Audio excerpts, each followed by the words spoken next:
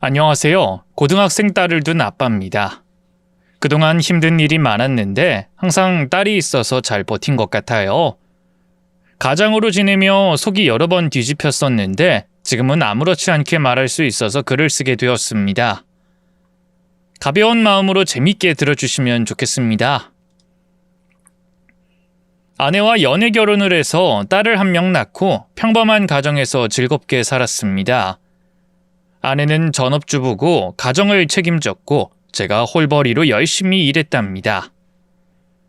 큰 회사에서 일하고 있어 경제적으로 힘든 일은 없었어요.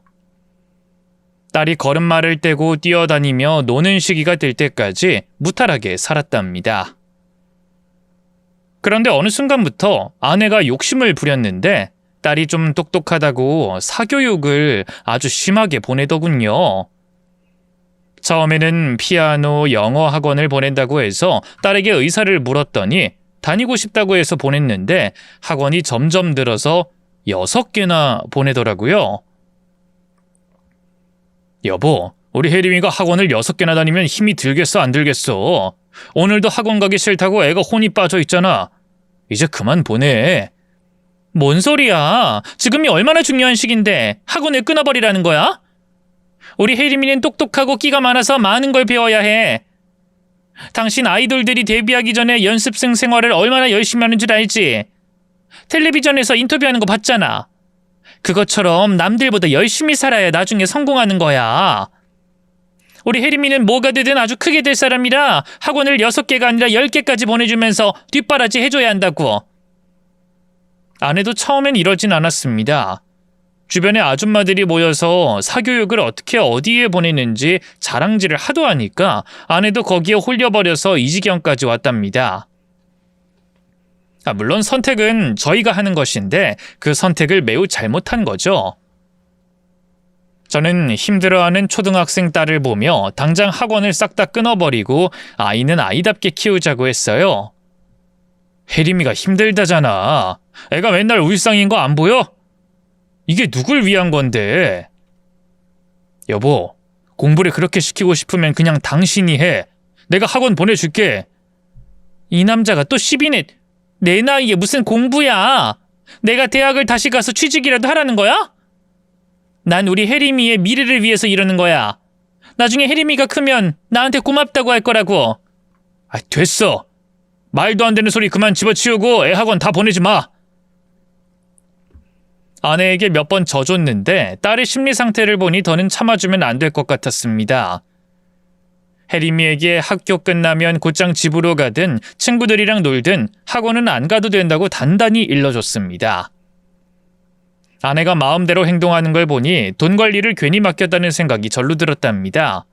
그런데 제가 일하러 간 사이에 아내가 딸에게 뭐라 했는지 계속해서 학원에 나가더라고요.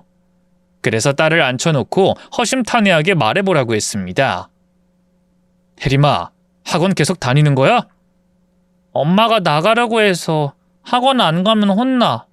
아빠가 말했잖아. 엄마 생각이 중요한 게 아니라 혜림이 네 마음이 제일 중요하다고. 배우기 싫은 거 억지로 배울 필요도 없고 공부도 적당히 할 만큼만 해도 된다고 했잖아. 나도 안 나가고 싶어. 그런데 안 나가면 엄마한테 두들겨 맞으니까.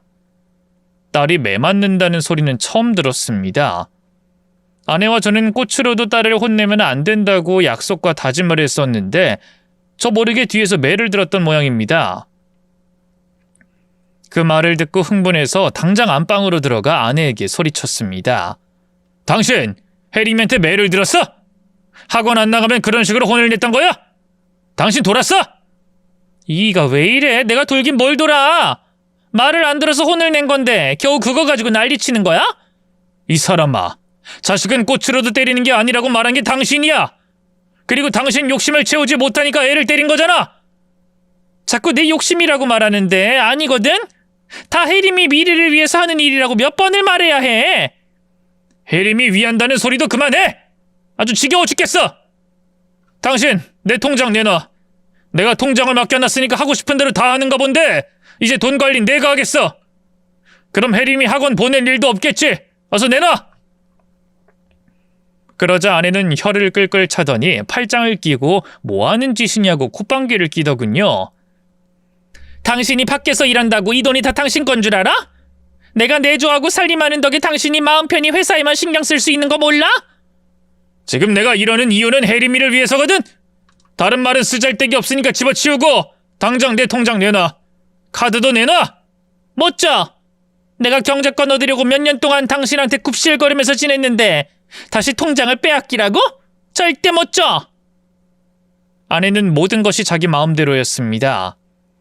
은행에 가서 싹 다 바꿔버리겠다고 통보하고 경제권을 제가 다시 주겠다고 했더니 아내가 그제야 말을 듣더군요.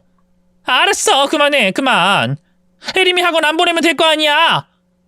그럼 내가 통장 관리 계속해도 되는 거잖아.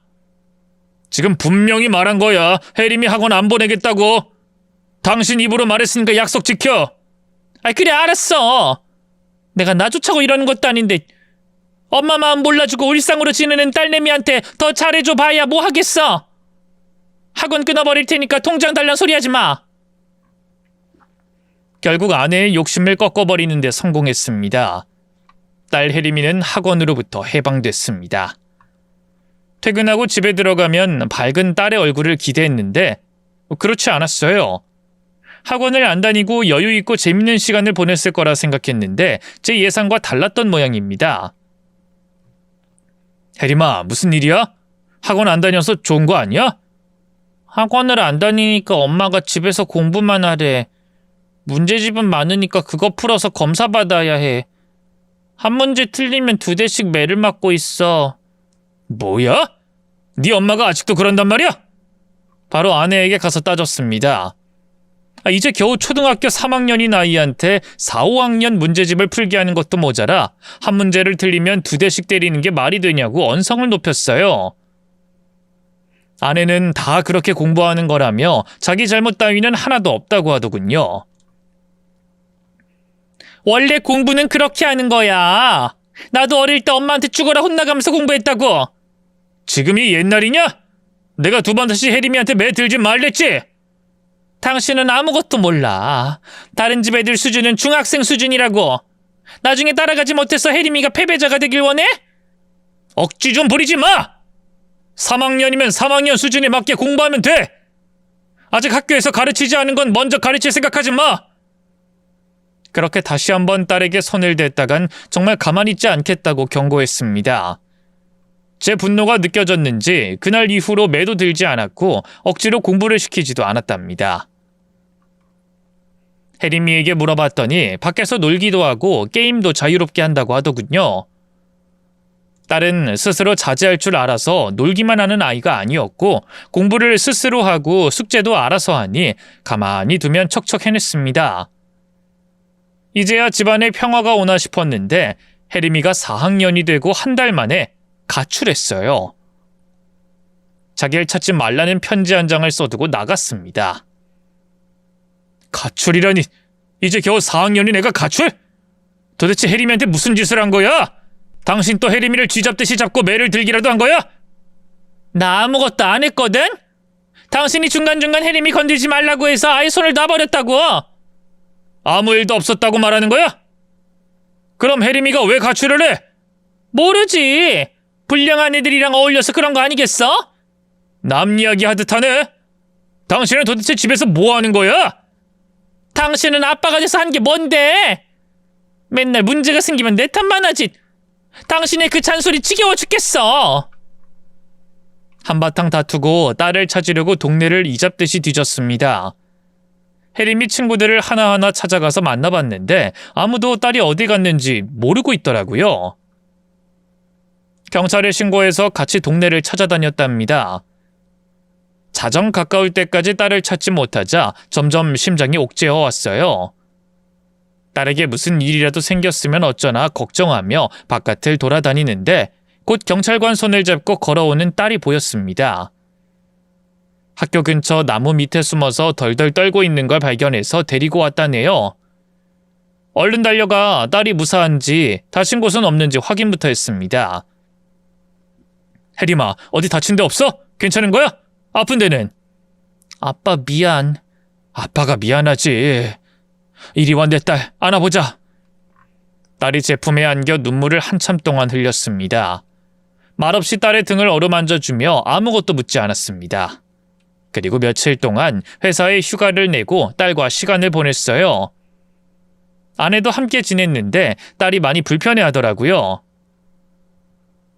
혜림아, 엄마랑 있는 거 불편해? 아빠랑 둘이 나가서 놀까? 어디 가고 싶은 데 있어? 그냥 밖에 나가고 싶어. 엄마가 가까이 있으니까 무서워. 그래, 나가자. 그동안 하고 싶은 말 많았을 텐데 아빠한테 다 털어놔봐. 딸을 데리고 카페에 가서 달달한 음료와 케이크를 사주며 일단 배부터 채워줬습니다. 그리고 딸이 한 말은 제 예상대로였습니다. 아내가 공부하라고 어지간히 괴롭히고 매를 들었고 남들과 비교하면서 딸의 자존심을 많이 깎아놨대요. 아빠, 엄마가 나만 보면 답답하대. 친구들 따라가려면 학원 다녀야 하는데 집에서 가만히 있는 게 꼴보기 싫대. 엄마가 그런 소리를 했어? 아빠가 엄마랑 잘 이야기해볼게. 아빠, 내가 사회 패배자가 될 거랬어. 나 공부 잘하지 못하면 패배자가 되는 거야? 뭐? 정말 별소리를 다 했구나. 혜림아, 공부 못해도 먹고 사는데 아무런 지장 없어. 엄마가 한 말 다 잊어버려. 그리고 또 힘들게 한 일들 있으면 다 털어놔봐. 딸을 무시하고 끝없이 비교하고 괜히 화나면 머리를 쥐어박았답니다. 딸의 시선에선 아내가 엄마가 아니라 괴물로 보였다네요. 얼마나 무서웠는지 아내 이야기를 하면서 부들부들 떨더라고요. 제가 없을 때만 이렇게 행동했고 저한테 이르면 가만두지 않겠다고 심하게 겁을 줬답니다. 상황을 알아차린 저는 딸을 본가에 데려다주고 집에 가서 아내와 한바탕 말싸움을 했습니다. 혜림이에게 그따위로 대하는 게 어떻게 엄마냐면서 막말했고 엄마 자격 없다는 소리까지 했어요. 그러자 아내는 자기도 최선을 다한 엄마라고 반기를 들었죠. 싸움은 해결되지 않았어요. 딸이 아내와 계속 지내면 안 될 것 같아 본가의 어머니께 잠시 데리고 있어달라고 부탁드렸습니다. 딸도 할머니와 지내는 것이 아내와 지내는 것보다 훨씬 좋다고 했어요. 아내는 반성을 하나 싶었는데 전혀 아니었습니다. 눈앞에 딸이 안 보이니 속이 편하다며 아예 저희 어머니가 평생 키웠으면 좋겠다고 하더군요. 딸은 주말마다 와서 지내고 평일엔 본가에 가서 지냈어요. 아내가 변하지 않으면 딸을 데려오면 똑같은 일이 또 생길 테니 시간을 두고 기다려보기로 했답니다. 한편 처가 식구로 처제와 처남이 있었는데 둘 다 나이는 30 중반이었는데 제대로 된 직업이 없었어요. 그래서 자주 찾아와서 돈을 구걸했습니다. 그 옆에는 항상 아내가 함께했고요. 제가 통장을 다시 가져와서 아내가 몰래 돈을 빌려줄 수가 없었거든요. 여보, 내 남동생이 기니 할 말이 있대. 무슨 일인데 그래? 한번 들어봐. 아내가 방석을 깔아주자 처남이 말했습니다. 매형, 저 오토바이 사업하게 투자 좀 해주세요. 오토바이 타고 다니더니 그걸로 사업을 하겠다고? 자네는 평범하게 직장을 다닐 순 없나? 매형, 꼰대같이 굴지 마세요. 제가 남 밑에서 일을 못하는 성격이라 사업 말곤 답이 없는 거 잘 아시잖아요. 알긴 뭘 알아? 모르거든? 세상에 남 밑에서 일하는 걸 좋아하는 인간이 어딨어? 나도 날마다 상사들한테 깨지고 욕먹으면서 일을 악물고 버틴다고. 그렇게 해서 번 돈을 처남 사업하는 데 달라고? 내가 미쳤나? 매형, 내가 공짜로 빌려달라는 것도 아니고 원금에 이자까지 갚겠다고 하잖아요. 돈 빌리려면 은행을 가. 내가 자네 ATM기도 아닌데 여기서 죽치고 앉아있지 말고 돈 빌려주는 은행에 가라고. 제가 아무것도 없는데 어떻게 돈을 빌려요? 매형, 자꾸 이렇게 치사하게 나오실 거예요? 우리 누나랑 결혼해서 이만큼 잘 살게 됐으면 좀 베풀어야 하는 거 아닙니까? 자네 눈엔 우리가 잘 사는 걸로 보여? 혜림이가 엄마랑 지내는 게 힘들어서 할머니 댁에서 지내고 있어. 자네 누나가 저지른 일만 해도 내 피가 말라. 자네까지 보태려고 하지 말고 그만 가봐. 허파에 바람 빼고 직장 알아봐. 일손 부족한 회사 널리고 널렸으니까 잘 찾아서 들어가라고. 존나 치사하게 구네, 젠장. 처남이 제 앞에서 욕을 하길래 어이가 없고 기가 막혔습니다. 처남, 지금 뭐라고 했어? 존나가 어쩌고 젠장이라고? 자네 위아래도 없어? 위가 위 같아야죠. 뭐 하나 도움 하나 안 주면서 예의 차리게 바라세요? 우리 누나가 매형이랑 살면서 화딱지가 많이 났을 것 같네요. 더럽고 치사해서 사업자금 달라는 소리 그만하렵니다. 밴댕이 소갈딱지 같은 매형한테 뭘 바라겠어요? 어쩜 그렇게 제 아내랑 똑같은지 처남의 눈을 보니 다시금 깨달았습니다. 처남 옆에 있던 아내도 저에게 그거 하나 도와주는 게 어렵냐며 큰 소리를 심하게 치더라고요. 두 사람과 말을 섞고 싶지 않아 귀를 닫고 방으로 들어가 버렸습니다. 처남의 부탁을 거절하고 얼마 지나지 않아 이번엔 처제가 찾아왔어요. 대학 졸업하고 유학을 다녀왔다는 이유로 영어 학원을 차리겠다고 욕심을 크게 부렸습니다. 그런데 그 영어 학원을 제 돈으로 차려달라고 하니 아주 환장하겠더라고요. 양부, 나 영어 학원 작게 차려줘요. 내가 매달 원금이랑 이자 상환할게요. 내가 요술주머니라도 있는 줄 아나. 다들 나만 보면 돈 달라고 난리네. 나 그럴 돈 없거든. 형부, 대기업 다녀서 돈 잘 벌잖아요. 그리고 형부 집안도 돈이 꽤 있는 집안인 거 알아요. 힘든 처제 한 번만 도와주세요. 진짜 가지가지하네. 처제 영어학원 차릴 생각 말고 영어학원에 취직할 생각을 해. 능력도 없으면서 왜 이리 욕심만 많아? 제가 주제 파악하라고 콕 집어서 말했더니 아내와 처제가 눈에 불을 켜고 대들더군요. 뻔한 막말이라 몇 마디 들어주다가 방으로 들어가 버리고 무시해버렸습니다. 아내와 사이는 점점 더 멀어졌어요. 아내 입장에선 제가 아주 미웠을 겁니다. 그런데 제가 어떻게 처제랑 처남의 사업을 차려주겠어요. 저도 직장 다니는 가장인데 말입니다. 아내가 조용해지자 다시 딸을 본가에서 데리고 왔는데 몇 달 지내다가 딸이 스스로 본가로 도망갔습니다. 아내가 저 없을 때마다 쥐잡듯이 잡았기 때문이죠. 그래서 또 크게 다퉜고 부부 사이에 금이 가서 각방을 쓰며 지냈습니다. 딸이 조금 더 커서 중학생이 되자 다시 집에 와서 지냈어요. 그때부터는 딸이 자기 주장을 확실히 표출할 줄 알아서 아내가 시키는 대로 하지 않았고 혼낸다고 다 들어주지 않을 정도로 머리가 컸답니다. 저는 딸이 그만큼 커서 걱정을 덜었습니다. 저는 회사에서 진급을 놓치지 않으려고 낮과 밤을 가리지 않았고 주말 평일을 가리지 않고 일했어요. 적어도 딸이 시집가기 전까진 죽어라 일해서 대기업에 붙어있을 마음이었답니다. 다행히 진급에 성공해서 다음 장을 넘길 수가 있었네요. 그런데 일이 잘 풀리면 그만큼 힘든 위기도 닥치더라고요. 저희 어머니가 암에 걸렸답니다. 어머니, 이게 무슨 일이에요? 그동안 건강하시던 분이 하루아침에 암이라니 믿기질 않네요. 나도 몰랐다.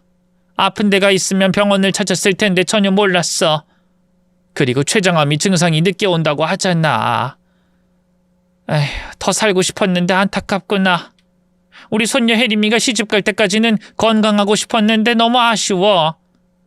어머니, 죄송해요. 자식인 제가 제대로 살피지 못해서 이런 일이 생긴 거예요. 그동안 속만 썩혀드리기만 하고 아들 노릇은 하나도 못했네요. 죄송합니다.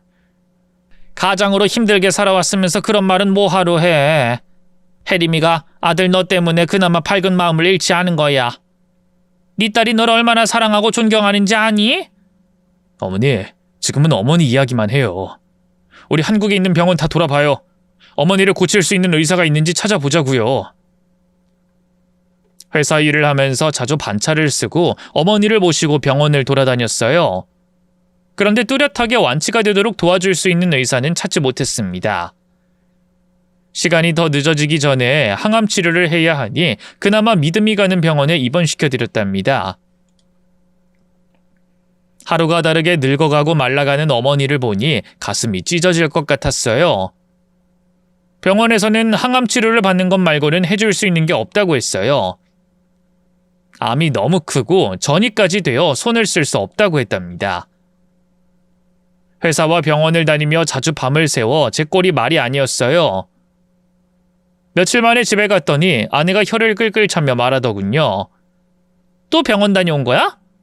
당신은 가장이면서 집안 식구들이 어떻게 지내는지 상관 안 하는 거야? 어머니가 많이 아프시잖아. 그리고 당신이야말로 가족인 시어머니가 저렇게 아프신데 꼴랑 한 번 찾아오고 마는 거야? 당신이 이기적인 사람인 건 알았는데 실망이 크다. 실망? 나야말로 당신한테 실망이 커. 내가 혜림이 낳고 온갖 고생을 다 했는데 늘 내 노력은 무시만 했잖아. 우리 동생들이 도와달라고 할 때 막말이나 하고 내보냈고 내 체면을 제대로 세워준 적도 없으면서 내가 심호 수발이나 들어주길 바라는 거야? 누가 그렇대? 그래도 걱정이라도 좀 하는 척을 해. 나한테 뭘 기대하니? 당신 엄마니까 당신이 돌봐. 효도는 셀프라는 거 몰라? 그래, 내가 괜한 소리를 했다. 각자 셀프로 자기 식구들 돌보자.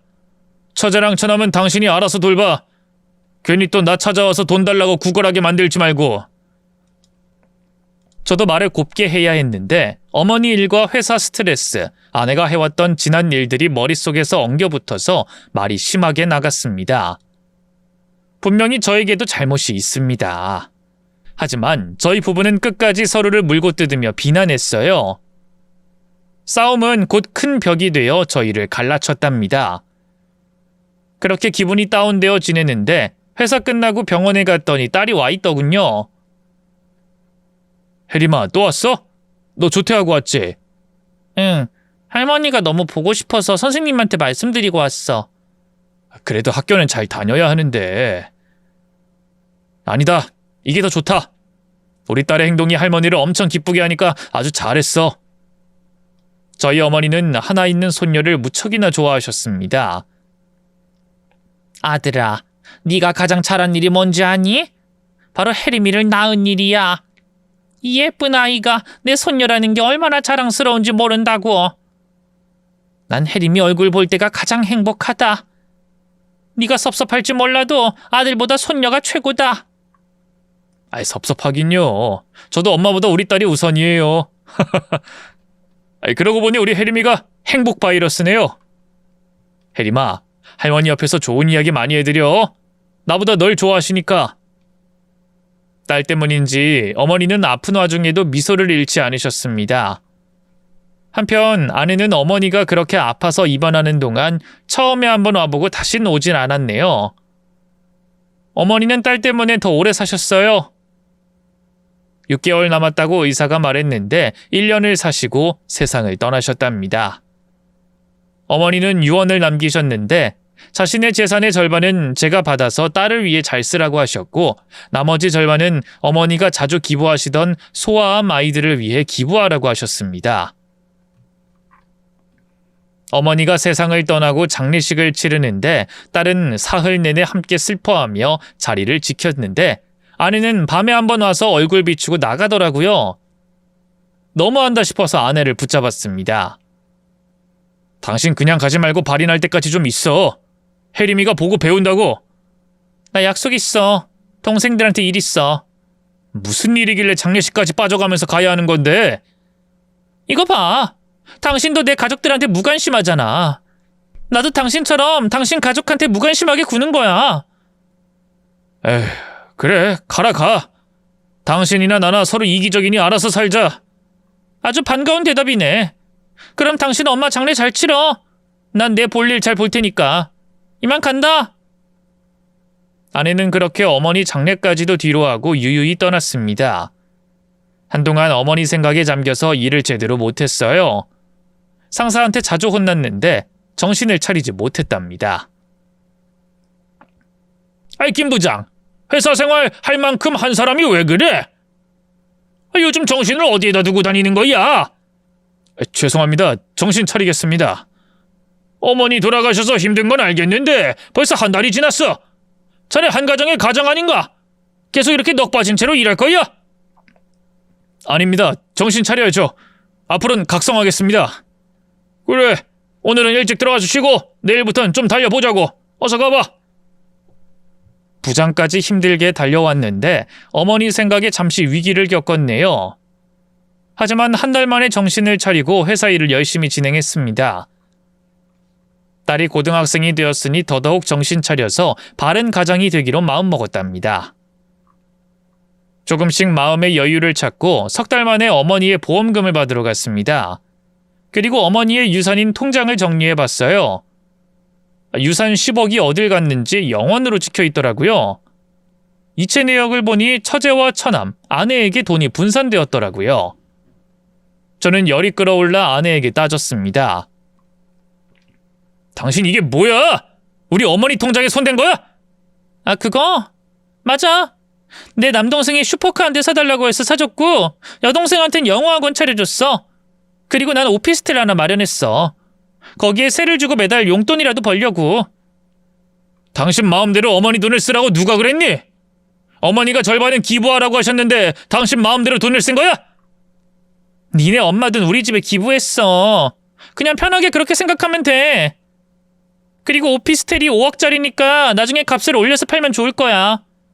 그때까지는 월세 받으면서 그걸로 내 용돈 하면 딱이고. 이게 다 뭐하는 짓이야? 당장 이 통장에 돈 다 원위치 시켜! 이미 다 썼는데 어떻게 원위치 시켜?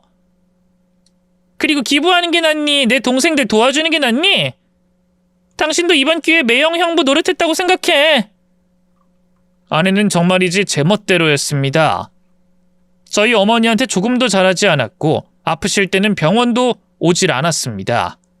그뿐만 아니라 돌아가셨을 때는 장례식장에 얼굴만 잠깐 비추고 떠났는데 어머니 돈을 멋대로 쓰다니요. 절대로 용납할 수 없었습니다. 경고하겠는데 당장 어머니 유산 원위치 시켜.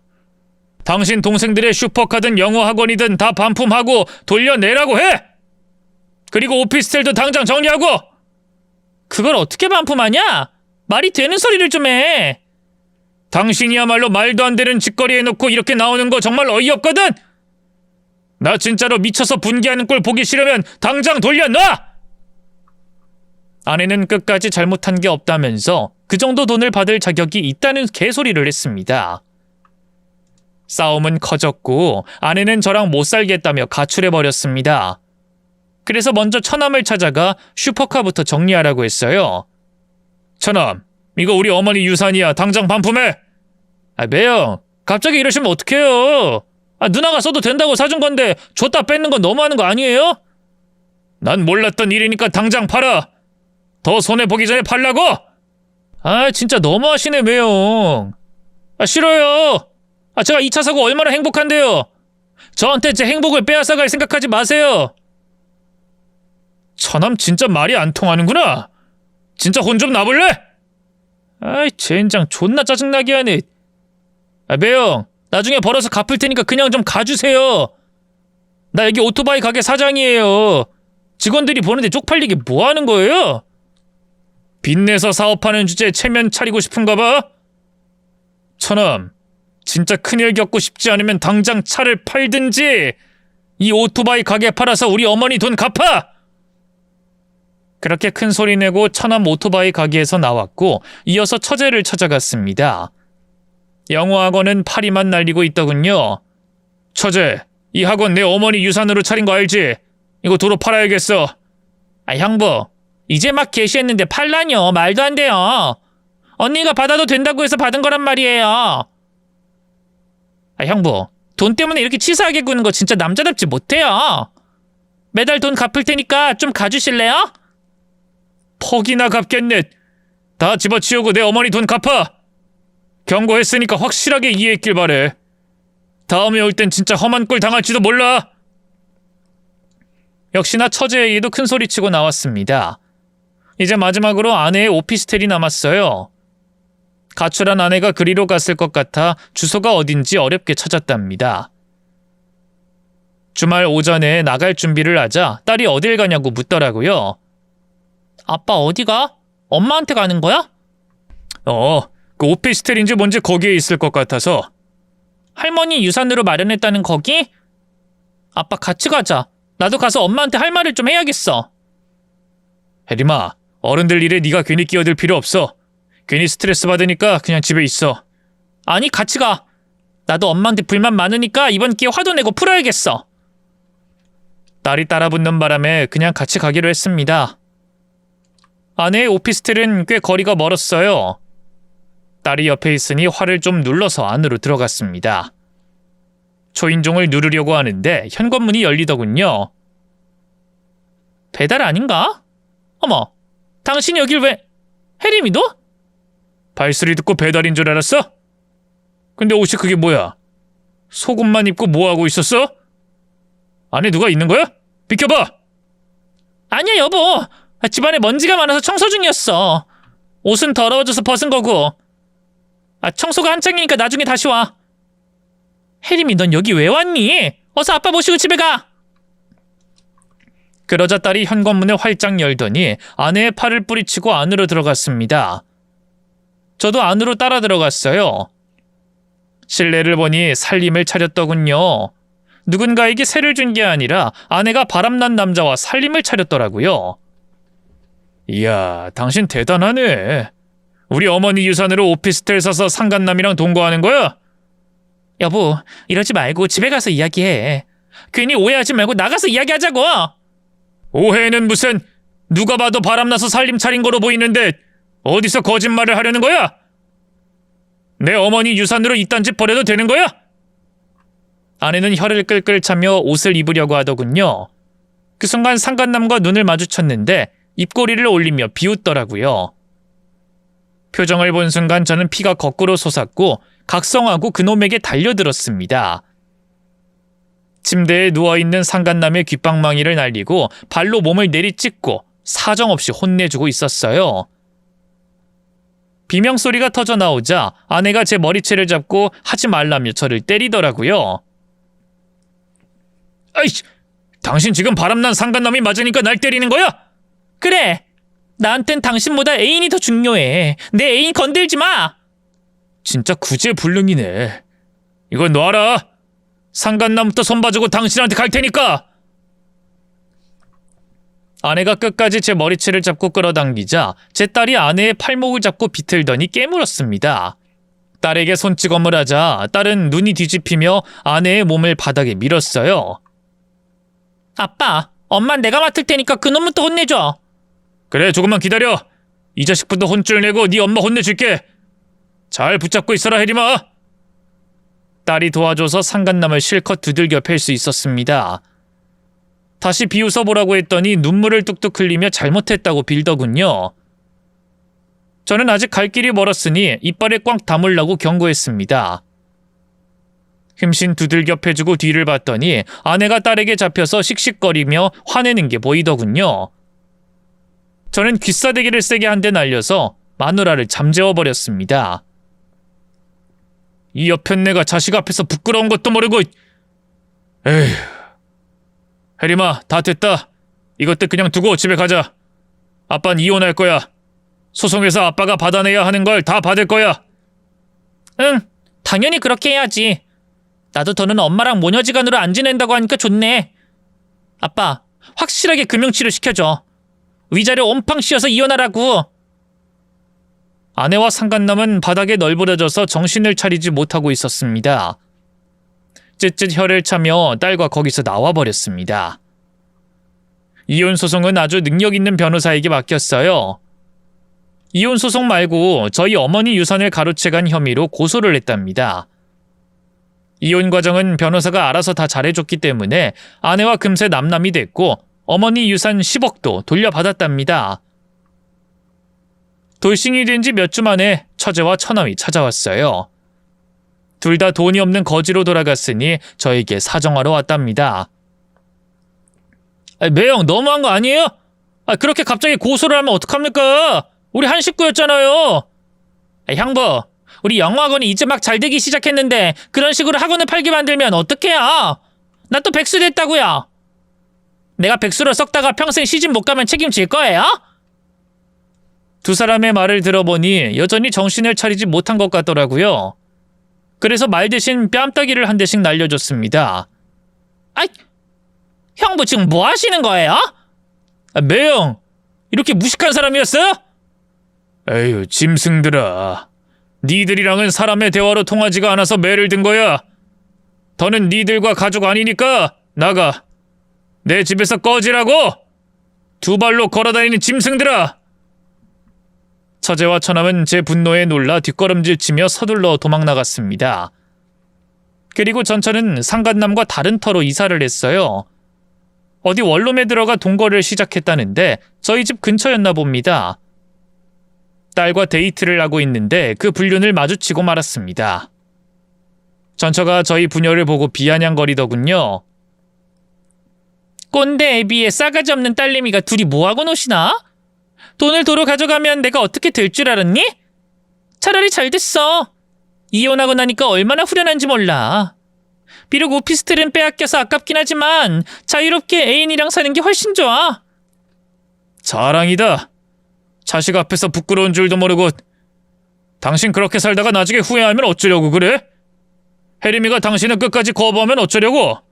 거부? 거부는 내가 해. 저 버릇없는 기집애랑 따로 살게 되니까 속이 다 시원하다고. 꼰대 같은 당신도 마찬가지고. 내가 당신을 벗어나니까 세상이 달라 보여. 얼마나 좋은지 모른다고. 그래, 좋은 세상 만끽하면서 살아라. 그런데 남남인데 이렇게 아는 척하는 거 불편하니까 그냥 서로 모른 척하자. 너 내가 애인이랑 어울리는 거 질투나지?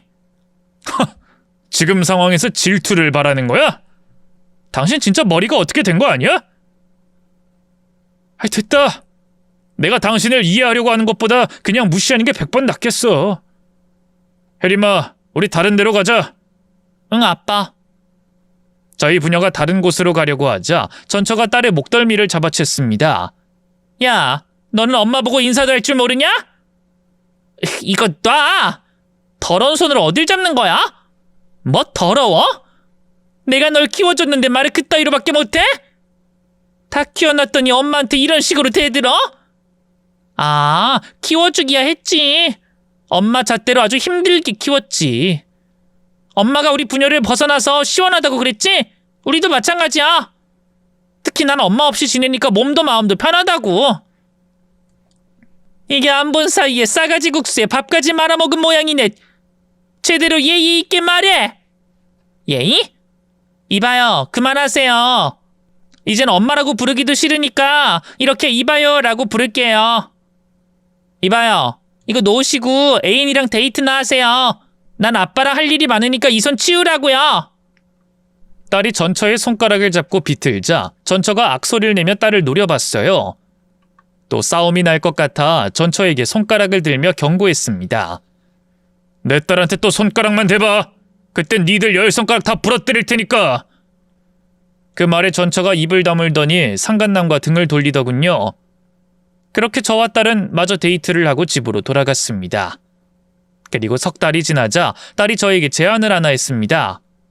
아빠, 한 살이라도 젊을 때 여자 사귀는 게 어때? 아빠 세장가 가라. 뭐, 세장가? 말만 들어도 징그럽다. 내가 무슨 세장가야. 아빠는 혜림이 너만 있으면 돼. 아니야, 난 몇 년 뒤에 성인이잖아. 아빠랑 잘 어울리는 아줌마 만나서 재혼했으면 좋겠어. 우리 딸이 왜 이럴까? 아빠는 진짜 재혼 생각 없는데. 아빠, 나중에 나이 들어서 후회하지 말고 하루라도 젊은 때 새 여자 만나. 내 말 새겨 들어줘. 딸이 진심 어린 눈으로 말하길래 고개를 끄덕였습니다. 그래, 좋다. 아빠가 하루라도 젊을 때 애인 만들어 볼게. 주변 사람들한테 부탁해 놓을 테니까 소개 좀 많이 받아보고 한 사람으로 골라볼게. 됐지? 응, 바로 그거야. 나중에 나 시집 가고 아빠 혼자 살 걸 생각하니까 엄청 걱정되더라고. 무조건 착하고 예쁜 아줌마로 선택해서 잘해봐, 꼭. 그래, 우리 딸이 하라는 대로 할게. 우리 딸 덕에 새롭게 연애하게 생겼구만. 저는 딸의 말을 새겨들었고 진심으로 연애할 마음으로 주변 지인들에게 여자를 소개해달라고 했습니다. 얼마 뒤에 매우 예쁘고 현명한 사람을 만났네요. 전처와 이혼한 지 1년이 지나고 연인과 재혼하려고 집을 알아봤어요. 물론 딸도 같이 살 집이었죠. 전처와 살던 집에서 새 살림을 꾸리는 게 찝찝해서 이사를 하는 거였습니다. 저희 세 사람은 같이 집 구경을 하다가 마음이 일치하는 집을 계약했답니다. 그리고 곧 이사하는 날 짐을 빼고 있었는데 전처가 찾아왔습니다. 피죽도 못 먹은 꼴로 와서 하는 말이 자기랑 같이 살아달라고 하더군요. 정말 기가 막혔답니다. 여보, 혜림아, 둘이 어딜 가는 거야? 이사가? 당신이 여긴 웬일이야? 무슨 용건으로 왔어? 용건이라니, 내가 혜림이 엄마인데 딸을 보고 싶어서 왔지. 입에 침이나 바르고 말하시지. 내 딸한테 남남이 돼서 좋다고 떠든 게 누군지 기억 안 나? 그땐 내가 이혼하고 화가 많이 나서 한 소리야. 여보, 나 정신 돌아왔어. 이젠 다시 시작할 준비가 됐다고. 저와 다시 시작할 준비가 됐다고 합니다. 전 피식 웃으며 말했습니다. 이 여자야, 아직도 똥오줌 못 가리는 개마냥 이게 뭐하는 짓이야? 이혼하고 남남이 된 지가 언젠데 다시 시작하자고? 당신이 그렇게 말하면 내가 아이고 감사합니다라고 말하면서 받아줄 거라 생각했냐? 여보, 미안해. 내가 잘못했어. 저는 짐을 계속 싸면서 대답했습니다. 네 애인은 어쩌고 왔냐? 그놈은 돈 한 푼 못 버는 논팽이에 술만 먹으면 나한테 손찌고 마는 나쁜 놈이었어. 얼마 전에 정리하고 나왔어. 여보, 나 전에 잘못을 뉘우치고 있으니까 다시 시작하자. 우리 혜림이랑 셋이서 다시 시작하자고. 저는 어이가 없어 아무 말도 안 하는데 제 딸이 방에서 짐을 들고 나오며 전처에게 말했습니다. 이봐요, 우리 아빠한테 찝쩍대지 마세요. 혜림아, 너 많이 컸다. 1년 만이지? 내 이름 그 입에 올리지 마세요. 기분 더러우니까. 이봐요, 나 새엄마 생겼거든요? 우리 아빠한테 새 부인이 생겼단 말이에요. 당신이 끼어들 자리 없으니까 얼른 나가서 다른 논팽이나 찾아보시죠. 뭐가 어째? 새엄마? 새 부인? 딸 뒤로 제 애인이 나오자 전처가 희번덕 눈을 뜨더군요. 당신 뭐야? 내 딸이랑 왜 같이 나오는 거야? 분위기가 묘하네. 당신 누구야? 아, 제가 혜림이 새엄마거든요. 아, 그 친모라는 분이구나. 혜림이가 극도로 싫어하던 그 아줌마. 지금 뭐랬어? 아줌마? 혜림이가 날 극도로 싫어한다고? 야, 어디서 주둥이를 멋대로 짓거리는 거야? 난 혜림이 낳은 엄마라고. 너랑 나는 차원이 달라. 내가 다시 시작하기로 마음먹었으면 남편이랑 딸이 날 받아줄 거라고. 내 식구들한테 붙어먹을 생각하지 말고 당장 정리하고 꺼져. 그러자 제 애인이 피식 웃으며 대답했습니다. 참 꿈도 야무지네. 아줌마, 우리 새 식구 새로 시작하는데 방해하지 말고 논팽이나 꼬셔서 원룸에서 사세요. 아줌마한텐 그게 딱 어울리니까. 제 애인이 현명하기도 한데 기도 세서 절대로 싸움에서 지는 성격이 아니었습니다. 아, 뭐 그렇다고 해서 전처의 꼬장과 비슷할 거라 생각하진 말아주세요. 정말 착한 사람입니다. 아무튼 애인이 확고하게 선을 그으며 나가라고 경고하자 전처가 팔을 걷어붙이더군요. 싸워보자고 들이대려고 하길래 제가 가운데 서서 말렸습니다. 이 여자야, 여기가 어디라고 찾아서 남의 행복을 들쑤시고 그래? 당신은 남이야, 남! 당신이 바람나서 이혼한 거 잊었어? 물론 다른 문제도 많았지만 헤어지게 된 결정적인 이유는 당신의 외도라고! 그래서 반성한다고 했잖아! 나 정신 차리고 돌아오겠다고! 당신과 혜림이랑 같이 살고 싶단 말이야! 그런 기회는 절대 없어! 난 분명히 말했어. 당신은 우리랑 아무 사이도 아니니까 괜히 끼어들지 마! 그러자 전처는 돌아서는가 싶더니 재빨리 제 애인에게 달려들었어요. 그런데 바닥에 자빠진 건 애인이 아니라 전처였습니다. 뺨 한 방에 그냥 주저앉아 버렸답니다. 내 인생이 이렇게 될 줄이야? 여보, 혜림아, 나 다시 받아주면 안 돼? 혜림아, 엄마가 잘못했어. 딸은 대꾸하지 않고 이삿짐 직원에게 짐을 건네줬습니다. 아저씨, 이거 중요한 거니까 조심히 다뤄주세요. 이삿짐을 사다리차로 내리면서 전처를 잡고 현관 밖으로 밀어냈습니다. 우리가 어디로 이사 가는지 알아낼 생각하지 마. 다신 찾아오지 말라고.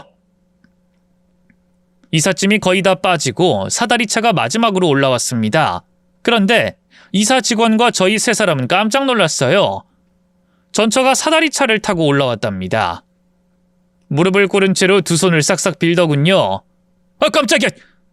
이 여자야, 사다리차가 당신 타라고 있는 게 아니야! 그거 위험해! 당신은 겁도 없어?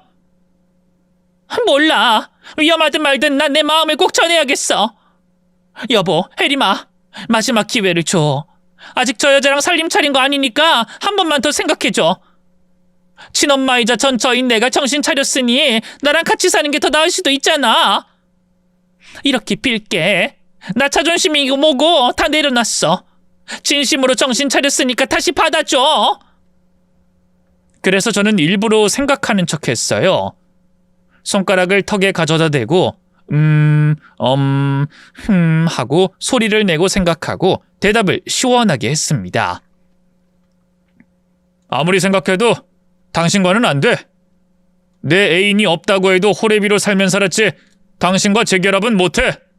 이만 끝. 아저씨 오라이. 사다리차 내리세요. 나쁜 놈아. 지금 나 놀리냐? 내가 이만큼 했으면 좀 넘어와야지. 저에게 달려들려고 사다리차에서 나오려고 하자 제 애인이 전처의 머리통을 가격했습니다. 그리고 애인이 큰 소리로 말했어요. 사다리차 내려주세요. 오라이. 그리고 이 여자 다시 올려보내지 마세요. 그러자 전처는 다시 사다리차를 타고 천천히 내려갔습니다.